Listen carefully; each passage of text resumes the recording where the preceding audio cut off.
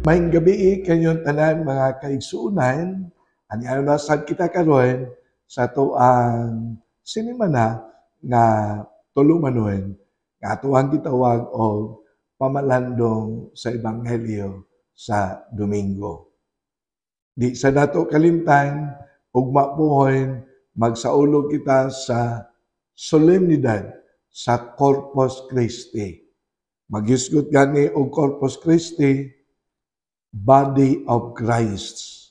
Sa ato pa ang kasaulugan sa lawas o dugo ni Kristo nga mao ang sakramento sa Eucharistia.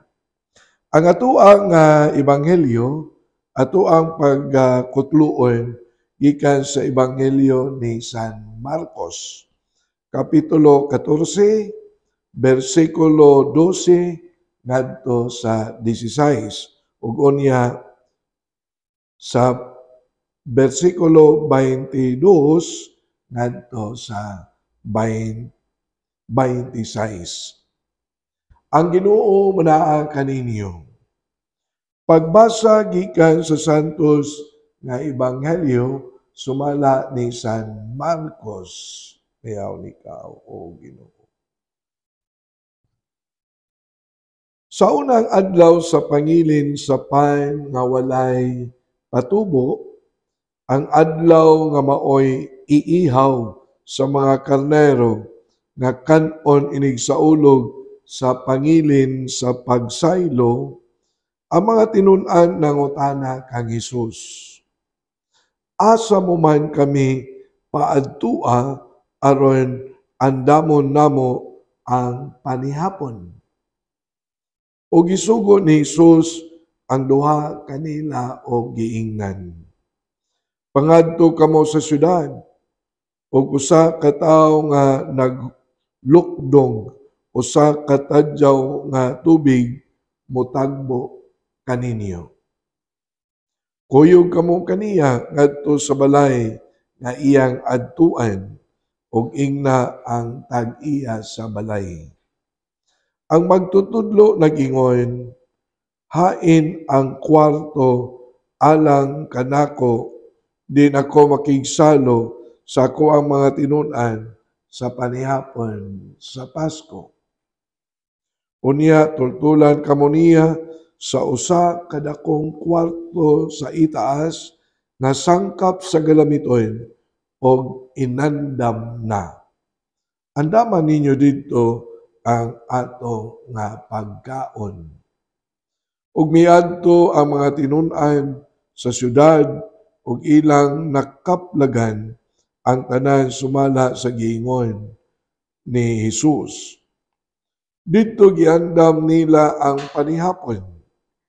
Samtang nangaon sila, mikuha si Jesus sa pan, nagpasalamat o gipikas-pikas niya kini o gihatag ngadto sa iyang mga tinun-an. Kana ninyo kini, miingon siya, kini mao ang akong lawas. Unya gikuha niya ang kupa, gipasalamatan ang Dios o gitunol kanila o silang tanan nanginom niini. Miingon si Jesus, kini mao ang akong dugo nga giula alang sa daghan, ang dugo nga naglig-on sa kasabutan sa Dios.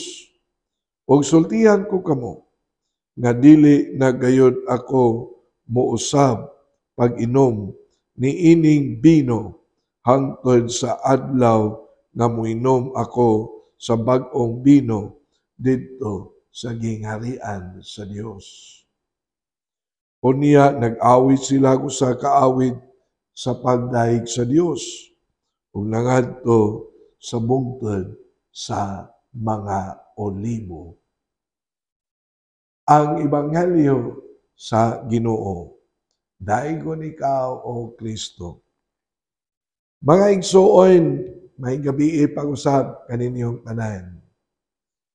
Manghinaot ko nga maayo ang dagan sa itong kinabuhi, and then maayo ang panglawas, maayo sab ang kung naamoy mga negosyo, maayo ang dagas negosyo.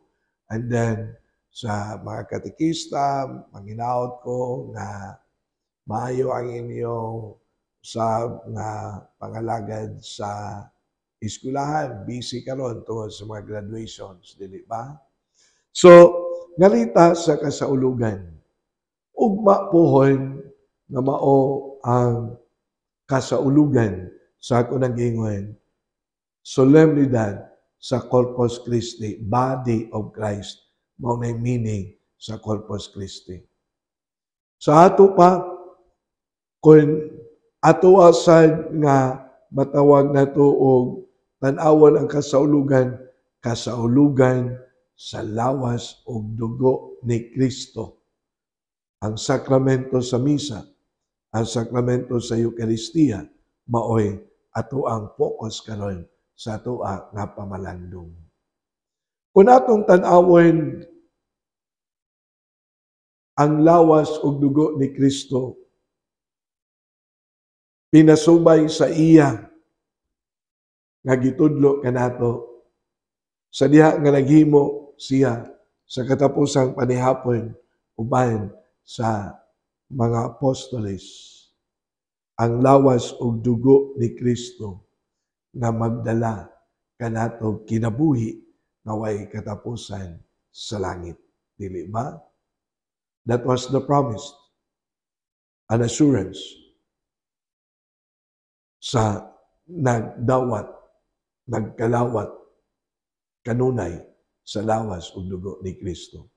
Kung ato sad nga tan-awon mga kaigsuonan, usa kini ka sakramento nga gitukod ni Kristo aron sad pagpalig-on gayud sa ato ang espirituhanong kinabuhi ug bisan sa atong kinabuhi dinhi sa kalibutan.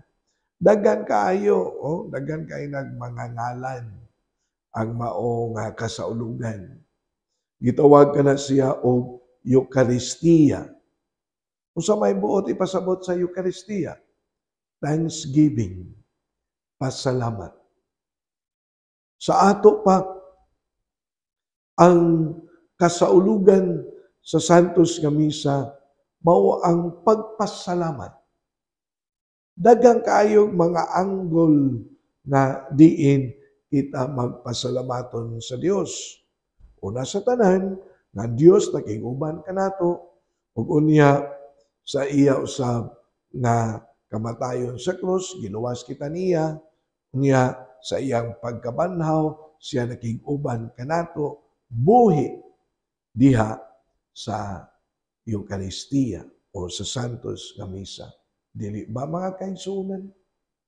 And then, kung ato sad nga tan-awon ang Eucharistia, usa ka kahigayunan nga kita magpasalamat sa mga grasya nga atong nadawat gikan sa Dios.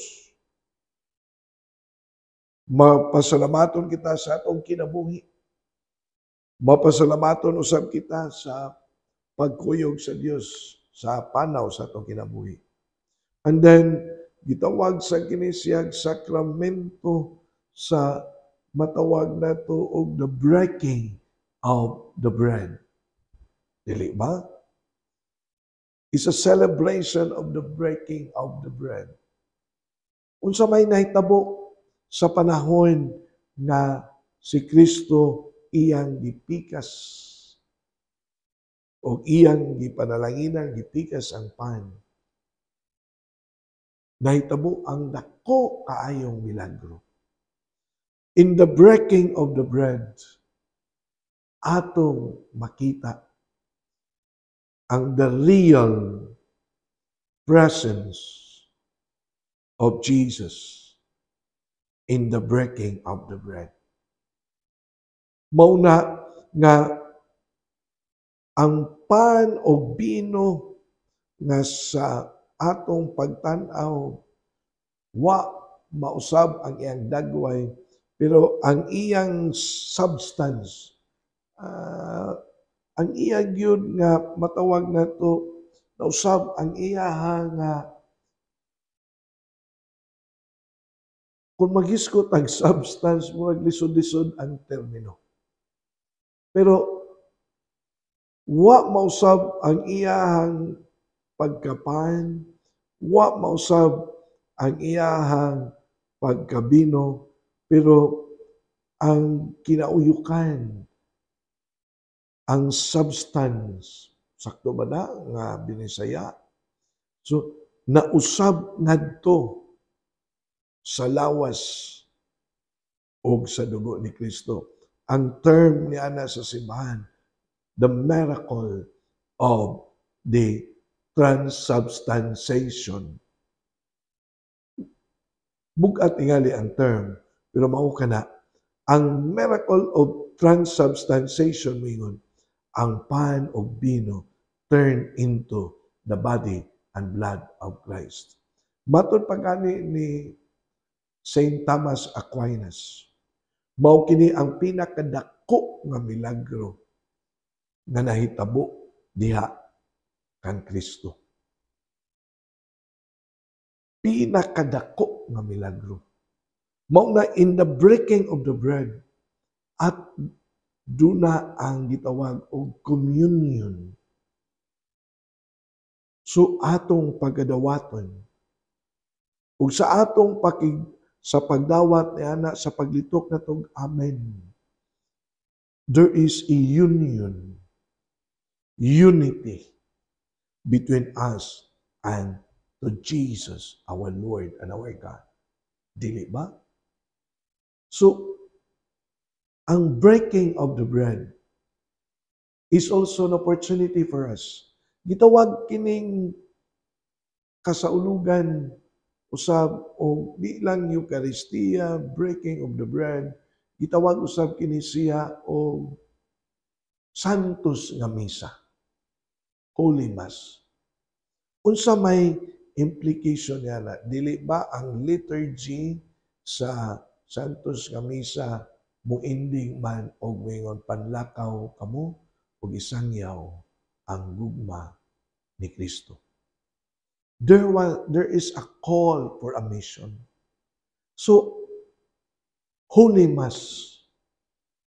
Gitawag kining maong kasaulugan nga Holy Mass na dunay panawagan, an appeal sa pagsangyaw, to be a missionary, to preach. So, it's a celebration of preaching. It's a celebration to be a missionary, a celebration on mission. Mao na nindot kaayo sa nga tanan nga ang atua untang nadunggan sa panahon sa Eucharistia, sa Misa, sa breaking of the bread, unsay mga mensahe nga ato ang madunggan pinaagi sa mga pulong sa Dios o sa Ebanghelyo. Ug ang atong kasinatian usab diha sa kasaulugan, makahatag unta kanatong kadasig sa pagpangalagad. Mao na nga dunay tulo ka matawag nato punto ang kasaulugan sa Santos nga Misa. Number 1, it's a celebration. So, kung celebration, let us be part of it. Apil ta. Maminaw ta. Mamalandong ta. Mukanta ta. And then, that's a celebration. Pero dili lang diha ang Santos nga Misa. Doon ay lain nga termino nga gitawag Greek word nga koinonia. Ang koinonia is a Greek word nga moingon fellowship, panagtagbo. So, ang Santos nga Misa is a celebration of the breaking of the bread. It's a celebration of the real presence of God. So, if it is a celebration of the real presence of God, so, panagtagbo, koinonia. So, mahitabo ang fellowship between us and to our God sa bayhon sa pan ug bino. Not only between us and to our God, mahitabo sab ang fellowship between us ug sa atong isig katawo. Interpersonal relationship. Dili ba sa liturgy, apil man gyud atong ipakita ang kalinaw. Nya mo duko-duko na ta, mo lingi-lingi na tas tong tapad, peace, peace, peace. Mao nang uban di gyud mo lingkod og lugar sa simbahan nga iyang tapad kontra. Mangita gyud kay na may ipakita ang kalinaw. It's a fellowship. It's as encounter not only sa Ginoo but an encounter ngadto sa atong mga silingan, sa atong mga higala, sa kauban nato sa pamilya, kauban nato sa trabaho. Fellowship, koinonia. So, nindot kaayo sa nga tanan nga diha sa Santos nga misa atong real presence. Nga atong kalawaton ang buhi na Kristo diha sa bayhon sa pan ug bino nga panalanginan sa pari. And then sa atoa nga fellowship, encounter, intimate, personal encounter sa Ginoo, nindot sa gayo nga atoa po nang ipadayag sa atong isig katawo bisag diha lang sa nanambong sa misa. Peace be with you. Dunay lain pod nga term na ma-apply pod nato sa Santos nga misa gitawag og diakonia. Ang diakonia still a word nga moingon service, pangalagad. Ang misa gitawag sana siya og the celebration of the Holy Mass. Ang buot ipasabot og Holy Mass, there is a call for a mission. That is not just a celebration of thanksgiving. That is not just a celebration of the breaking of the bread. A celebration of the real presence of God. Diya sa bayon sa pan ug bino. It's a celebration of the Holy Mass. A call to a mission. Sa ato pa, ang Santos nga misa dunay elemento sa gitawag og diakonia. Ang diakonia nagisgot kana og service, pangalagad.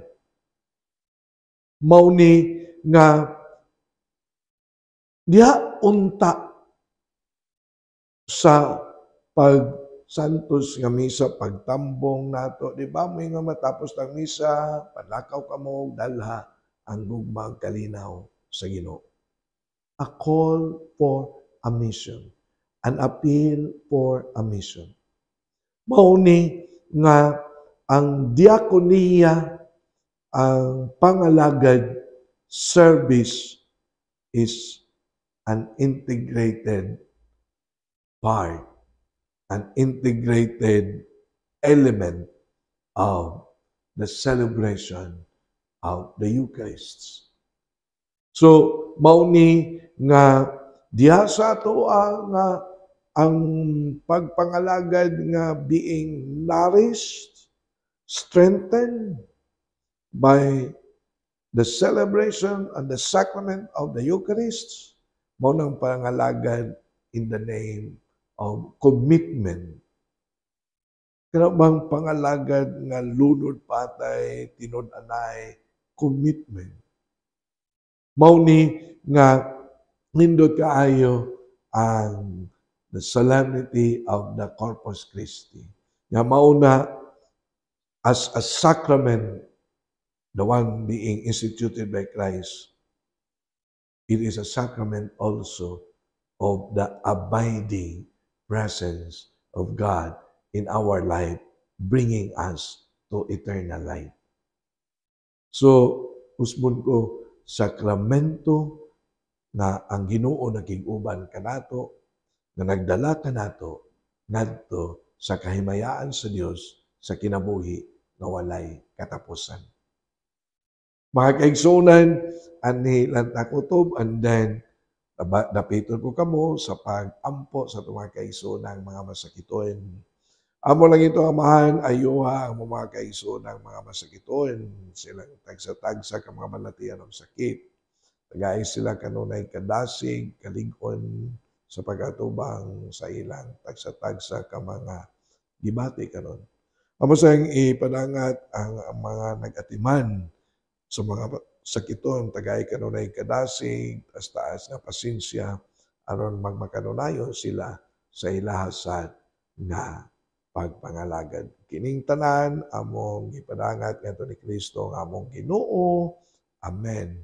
Mga kaigsunan, anilang takutob, and then kini si Father Joseph Intig nga kanunay nga naging-uban kaninyo dinitong pamalandong sa Ebanghelyo sa Domingo, and then manghinaot na magkita na punta sa sunod Sabado sa alas 6 sa gabi sa atong FB account, Archdiocese of Cebu Catechetical Ministry.